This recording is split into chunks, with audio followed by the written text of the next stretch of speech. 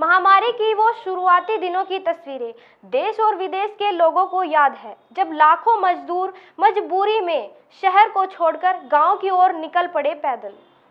उनको लगता था कि शहर में रोटी नहीं है, लेकिन गांव में उनकी जिंदगी को सहारा मिल सकता है।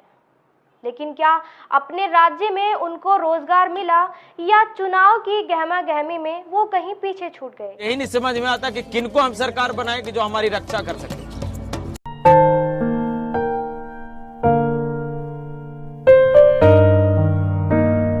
कहीं कोई काम नहीं मिला सर, कोई काम भी नहीं मिला। हम तो काम ढूंढ रहे हैं पर काम मिल ही नहीं रहा। अब यहीं रहेंगे, धान काट रहे हैं और यही सब काट छोड़ कर खा लेंगे, और वहां जाने से क्या फायदा, जबकि जाएंगे और फिर लॉकडाउन होगा तो फिर फंसेंगे, तो फिर तो दोबारा में जान जाने का चांस है।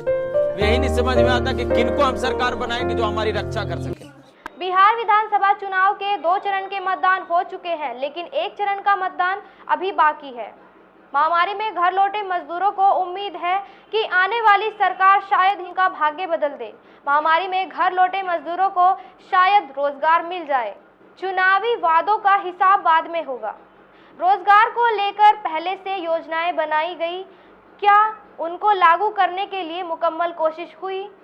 आइए देखेंगे ये रिपोर्ट। लॉकडाउन के कारण करोड़ों प्रवासी मजदूर अपने घर लौटे। इनमें से करीब 15 लाख बिहार आए, कई किलोमीटर पैदल चलकर ट्रेनों और ट्रकों में सवार होकर अपने गांव तक पहुंचे। इन मजदूरों की दुश्वारियों का कोई अंत नजर नहीं आता। राजनीतिक पार्टियों के लिए मनरेगा कोई चुनावी मुद्दा नहीं लगता।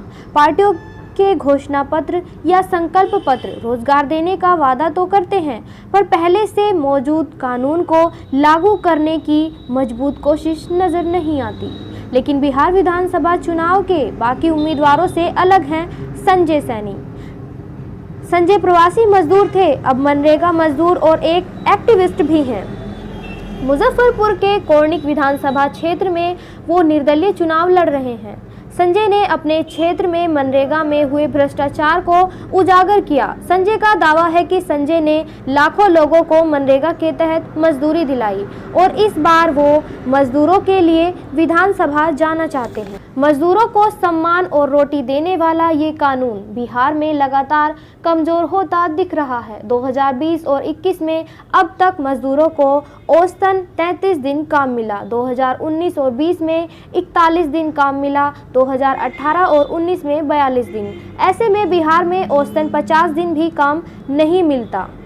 इस साल फरवरी में मनरेगा का बजट 13% घटाकर 60,000 करोड़ कर दिया गया। हालांकि लॉकडाउन में सरकार ने 40 करोड़ का अतिरिक्त बजट दिया, लेकिन ये रकम जरूरत से काफी कम है। मनरेगा का बिहार में कमजोर होने का ये कारण भी है। मनरेगा में मिलने वाली मजदूरी रांची की मजदूरी से काफी कम है। बिहार में यदि एक मजदूर मजदूरी करता है, उसे कम से कम 287 रुपये रोज का वेतन मिलता है, जबकि मनरेगा में यही मजदूरी 193 रुपये है। ऐसे में मनरेगा क्या ग्रामीण भारत में कभी अपने उद्देश्य पूरे कर पाएगा? मैं एक मजदूर हूं, और मजदूर सिर्फ एक जाति में नहीं होते हैं। मैं जिस मजदूरों के लिए संघर्ष कर रहा हूं, वो किसी एक कास्ट के मजदूर नहीं है, वो सभी कास्ट के मजदूर है, गरीब है, किसान है, और मैं सबके लिए संघर्ष कर रहा हूं। वैसे भी बिहार चुनाव में नौकरी और रोजगार अहम मुद्दा है। पार्टियां लाखों नौकरी देने का वादा कर रही हैं। अब देखना ये होगा कि क्या इन प्रवासी मजदूरों, कामगारों को इन वादों में हिस्सा मिलेगा या नहीं।